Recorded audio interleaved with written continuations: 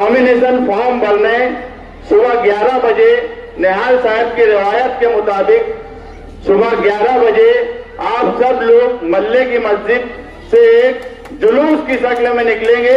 आप सिर्फ एक आवाज के साथ बोलोगे इस शहर में बदलाव चाहिए कि नहीं चाहिए, इस शहर में बदलाव चाहिए कि नहीं चाहिए। अगर बदलाव चाहिए तो नॉमिनेशन फॉर्म भरने के लिए आप हाथ उठाकर बोलिए कि मंगल के दिन सुबह 11 बजे आप सब लोग आएंगे और ये शहर देखेगा कि ये शहर बदलाव चाहता है, इन दोनों से बदलाव चाहता है, ये दोनों की 25 साल मिलीजुल से बदलाव चाहता है। शुक्रिया। बहुत मुबारकबाद। जो लोग आज इस शान हिंद साहिबा को, समाजवादी पार्टी को वो हल्के में ले रहे हैं, उनके लिए अर्ज है कि पहले एक बात समझ लो भैया, ये सियासत बच्चों का खेल नहीं है। आपको बोलने से पहले सोचना चाहिए। क्योंकि निहाल अहमद साहब शेर महाराष्ट्र, उनके हवाले से एक शेर पढ़ूंगा, शान हिंद साहिबा की नजर करूंगा, शान हिंद साहिबा के हवाले से उन तक पहुंचाऊंगा जो लोग शान हिंद साहिबा को हल्के में लेते हैं। ये जलसा देख करके उनको अपना फैसला तब्दील कर लेना चाहिए, उनको अपना डिसीजन चेंज कर लेना चाहिए। मैं बड़ी जिम्मेदारी के साथ कह रहा हूं, निहाल साहब को नजर में रखिए, शेर महाराष्ट्र को, कि तेरा लबरेज पैमाना बहुत छलका रहा है। शान हिंद साहिबा कह रही है कि तेरा लबरेज पैमाना बहुत छलका रहा है, मगर मैखाने से क्यों घबरा रहा है। तेरा लबरेज पैमाना बहुत छलका रहा है, मगर मैखाने से क्यों घबरा रहा है। और मेरे अप्पू की उतरी हुई पोशाक है वो, मेरे अप्पू की उतरी हुई पोशाक है वो, पहनकर तू जिसे इतरा रहा है। मेरे अप्पू की उतरी हुई पोशाक है वो, पहनकर तू जिसे इतरा रहा है। और मैं तो शहर की आवाम के हवाले से साफ साफ गुफ्तगू करता हूँ, एकदम साफ बोलता हूँ। नदीम जफर ने कहा था कि दरिया तमाम तुमसे खंगाले न जाएंगे, हम जैसे मोती फिर से निकाले न जाएंगे। दरिया तमाम तुमसे खंगाले न जाएंगे, हम जैसे मोती फिर से निकाले न जाएंगे। और लो हमारी सल्तनतें निहाल साहब के बच्चों को दे दो, और बच्चों का तुमसे संभाले न जाएंगे।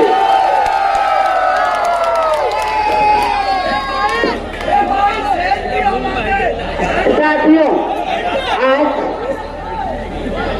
आयन अंसारी साहब,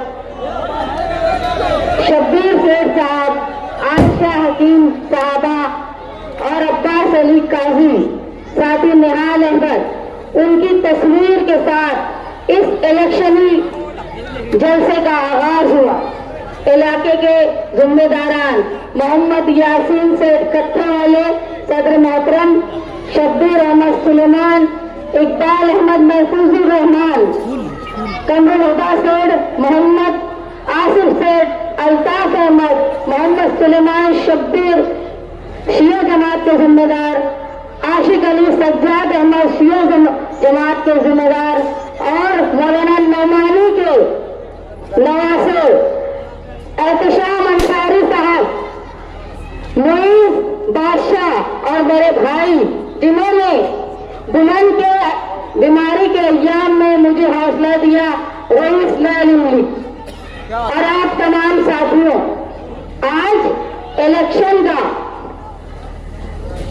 जैसे कब इब्तिदा हो रही है, आप तमाम साथी, मैं अपने बातें रखने आपके पास आई हूँ, उस जगह से जहाँ की बातें पूरा शहर सुनता है।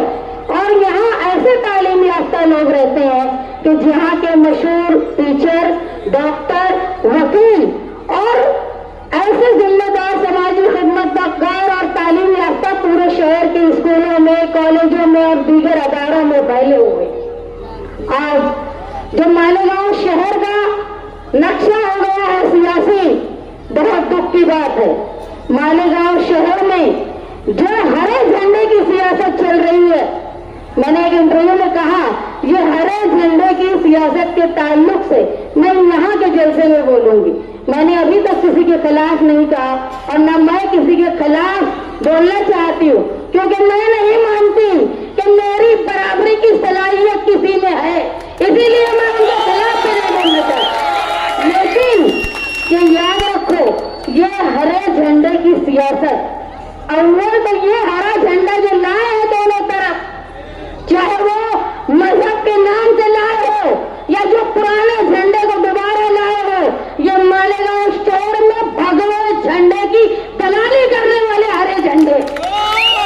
तुम ये समझते हो, तुम यहाँ आबादी में रहते हो, मुसलमान अक्सरियत में रहते हो, तो तुम बड़ी बड़ी बात करते हो, तुम ये बात करते हो कि कलमा पढ़ के तुम मेरे भाई, तुम मेरे बहन, ये सारे नारे लगाते हो।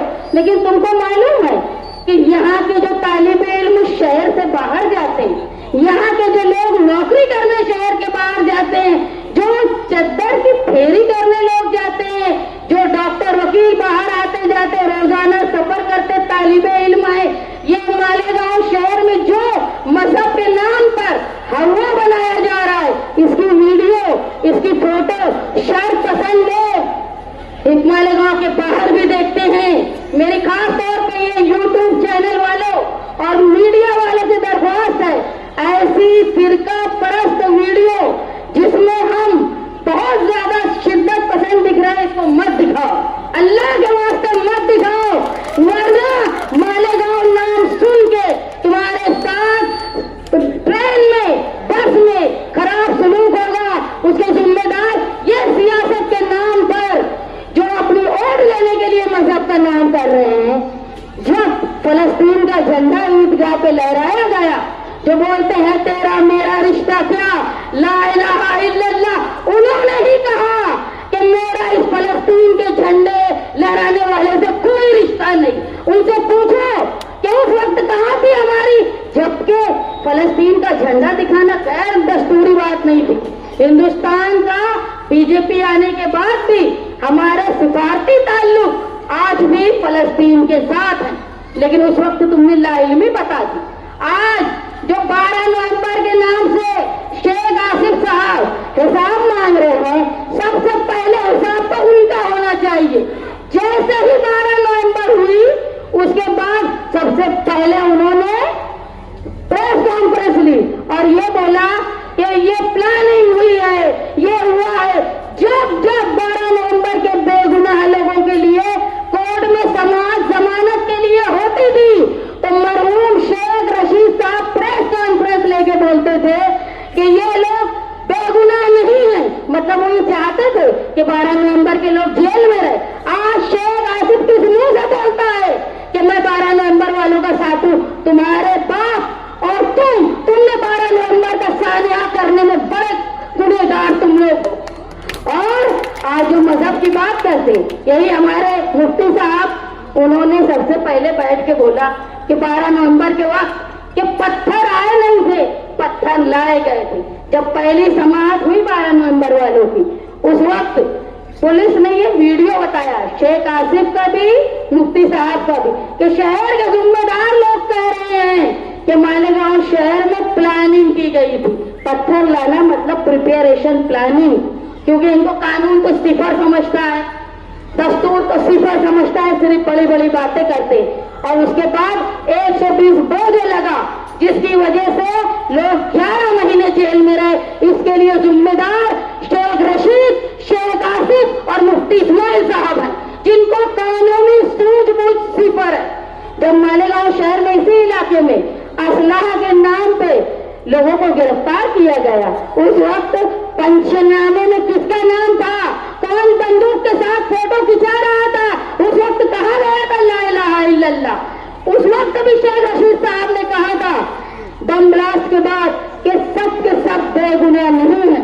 उस पर जवाब में साथी ने अहमद साहब ने कहा था जितने लोग गिरफ्तार हुए सब के सब बेगुनाह है। और यही कोर्ट ने भी बताया कि साथी ने अहमद साहब ने जो कहा था, मालेगांव की भी तारीख रही कि मालेगांव शहर में एक आगाज बताया कि भगवा फिरका परस्ती भी होती है। मालेगांव ब्लास्ट के बाद लोगों को समझा कि भगवा फिरका परस्ती क्या होती है। मजहब के नाम पे वोट लेने के लिए आज तुम इलेक्शन में हरे झंडे ला रहे हो दोनों, ये सुन लो। जब इस शहर के लोग बाहर जाएंगे, बच्चे बाहर जाएंगे, तो उसकी हिफाजत की जिम्मेदारी पूरे शहर की। तुम ऐसा कोई काम मत करो जिससे अक्सरियत के लोगों में गुस्सा आए, अक्सरियत के लोगों को बुरा लगे। मैं एक मिसाल मौलाना जाहिद नदवी को दी थी कि हिंदुस्तान में कहीं भी अगर कोई आतंकवादी पकड़ा जाता था तो उसका लिंक भटकल से जोड़ते थे, क्योंकि भटकल के लोग बहुत शिद्दत पसंद थे और बहुत मालदार थे। तो ये बोला जाता था कि कहीं वहां से तो फंडिंग नहीं हुई। तो तुम ऐसी वीडियो मत चलाओ जिसकी वजह से फिरका परस्त मालेगांव शहर के आम लोगों से बदला ले, सिर्फ तुम्हारे सियासी वोट लेने के नाटक की वजह से। मालेगांव शहर हमेशा दस्तूर को मानता आया है। तुम समझ लो, मालेगांव शहर नहीं, पूरे हिंदुस्तान के मुसलमानों ने जिस तरह पार्लियामेंट में वोट दिया, इतनी खामोशी से वोट दिया, बिल्कुल चुप रहे। ये बताया नहीं कि हमको क्या करना है। इलेक्शन के दिन उन्होंने बताया कि हमको क्या करना है। अगर यही नारेबाजी, यही चिल्लाहट अगर मैं हिंदुस्तान भर का मुसलमान करता ना, तो ये जो फिरका परस्त बीजेपी वाले हैं ना, ये 4 से पार हो जाते। ये मुसलमान की समझदारी थी कि उसने खामोशी से काम किया। अगर तुम मालेगांव शहर की हिफाजत चाहते हो तो दस्तूर की आड़ के पीछे छुपो। दस्तूर हमेशा अक़लियत को बराबर का दर्जा देता है। हमको दस्तूर चाहिए, हमको मजहब के नाम पर नहीं, हमको दस्तूर के नाम पर हिंदुस्तान में रहना है। क्यों? क्योंकि हम सब एक हैं। अगर तुम मेजॉरिटी से, बड़ी अक्सरियत से लड़ाई करोगे ना, तो तुम बहुत छोटे हो, तादाद में कम हो, माली तौर पर कमजोर हो। पुलिस तुम्हारे खिलाफ आएगी, हुकूमत तुम्हारे खिलाफ आएगी। इसलिए हमारे लिए सबसे बड़ी ढाल है हमारा दस्तूर। दस्तूर की बात करो। मालेगांव शहर में अल्लाह के वास्ते मजहब की सियासत मत करो। मालेगांव शहर के लोग, नौजवान जब इस शहर से दूर जाएं और वापस आए तो बाहिफाजत आए, ये पूरे सारे लीडरान की जिम्मेदारी है। ये इलेक्शनी मुहिम में मैं अपने नजरियात, मेरी सोच रखने के लिए खड़ी हूँ। ये इलेक्शन अच्छाई और बुराई की बुनियाद पे हो रहा। अगर कोई जुआ चलाता है, अगर मान लो कि एक आदमी जुआ चला रहा है और जुएबाजियों को, नशे वालों को ये बहुत फरोग दे रहा है, तो तुमने एमएलए रह के क्या किया? तुम क्या कर रहे थे? तुम क्यों नहीं रोक पाए? मालेगांव शहर में नशे का इतना ज्यादा बड़ा जाल फैल गया है, तो ये क्या कर रहे थे? ये क्यों नहीं रोक पाए? दोनों बराबर के गुनहगार हैं। एक ने किया और एक ने रोक नहीं पाया। ये गुनहगार बराबर के हैं। मालेगांव शहर तब्दीली मांगता है। तब्दीली जात बिरादरी से ऊपर हटके मालेगांव शहर के रोशन मुस्तकबिल के लिए मैं आपके दरवाजे पे आई हूँ, आपसे इल्तिजा करने आई हूँ। मेरे साथ शेख आसिफ जैसे 7 भाई, 70 भतीजे बंदूक और गोली चलाने वाले नहीं है। मैं सिर्फ कानून जानती हूँ। मेरे साथ तुम हो। इस शहर की माँ है, इस शहर की बहनें हैं, इस शहर के समाजवादी सोच वाले निहारी लोग हैं। ये जो बैठे हुए लोग हैं ना, ये उम्मीद से तुम्हारी तरफ देख रहे हैं। शहर में तब्दीली चाहिए। शहर में हमारी पावर लूम सनत को फरोग चाहिए। एक बात समझ लो, पावर लूम सनत के लिए जब कमेटी बनी ना, तो तुम्हारे एमएलए को कहीं रखा नहीं गया, क्योंकि उनको इल्म ही नहीं था इस सनत के ताल्लुक से। उसमें कौन किसके बोलने पे बनी वो कमेटी? रईस शेख के बोलने पे।